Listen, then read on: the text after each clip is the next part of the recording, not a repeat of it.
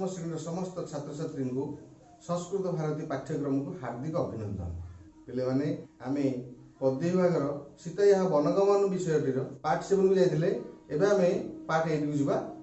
23 number श्लोक ठार आम बर्तमान आलोचना करवा।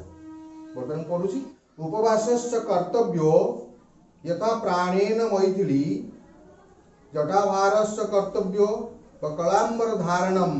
हे मैथिली यथा प्राणेन उपवास कर्तव्य जटाभार च कर्तव्य बकलांबर धारणम च कर्तव्यम।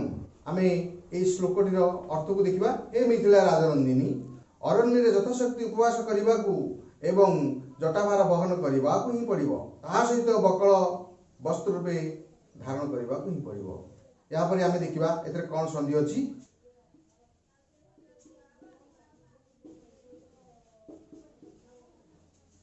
उपवासश्च उपवास युक्त च तापर देछि जटाभारश्च जटाभार युक्त च सेबरी यथा प्राणेन प्राणान अनतिक्रम्य तेन अविभाव समास जटाभार जटानां भार षष्ठी तत्पुरुष समास। यहाँ पर आम 24 नंबर श्लोक को जीवा। अतीव वातस्तिमिरं बुभुक्षा चापि नित्यश भयानि च महान्त्यत्र तत दुःखतरं वनम्। अत्र वने नित्यश अतीव वातः तिमिरं बुभुक्षा महान्ति भयानि च विद्यन्ते ततः वनं दुःखतरम्। अरण्य प्रबल पवन अंधकार असह्य क्षुधा एवं बड़ विपत्ति नीतिदिनिया घटना से वन दुःखतर अटे। यहाँ पर आम 25 नंबर श्लोक को जीवा। तदलं ते वनं गत्वा क्षमं न हि वनं तव विमृशन्निव पश्यामि बहु दोषकरं वनं तत्ते वनम् अलम् वनं गत्वा तव क्षमं न हि भविष्यति विमृशन्निव वनं बहु दोषकरं पश्यामि। तेणु तुम्हें वन को जीवा उचित नुहे। वन यात्रा तुम अमंगलकर अटे। बहुत विचार पर वनवास तुम अमंगलकर अटे बोली मु चिंता करुछि। संधि गण अछि विमूर्षण इव विमूर्षण युक्त इव बहुदोषकरम बहवः दोषाः कर्मधारय समास गत्वा गुण अछि।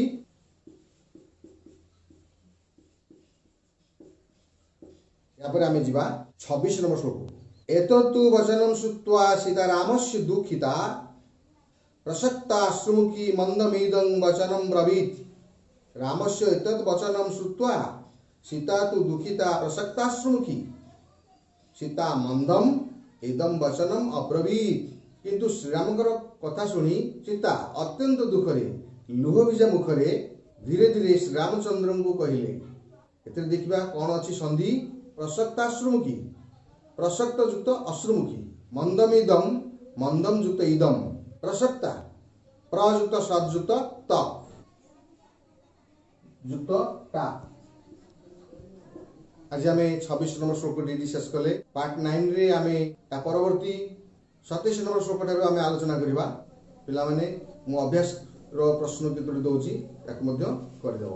पिला माने 1 नंबर 6 को जीवा। कथम दुःखतरम वनम ए प्रश्नटी रो उत्तर करिवो। वनटी काहेकि दुःखपूर्ण अटे तीनोटी बाकी रे उत्तरटी लिखि पठाइबो। एठी हमर 26 नंबर श्लोकटी सरची। तेनु यार प्रश्न उत्तर गुडी करी मते सेंड करिवो। जदि किछ असुविधा थाए कमेंट बॉक्स में कमेंट करिवो। आज एतिकी आ परवर्ती विभाग रे आमे 27 नंबर श्लोक ठार आरंभ करबा। बहुत बहुत धन्यवाद।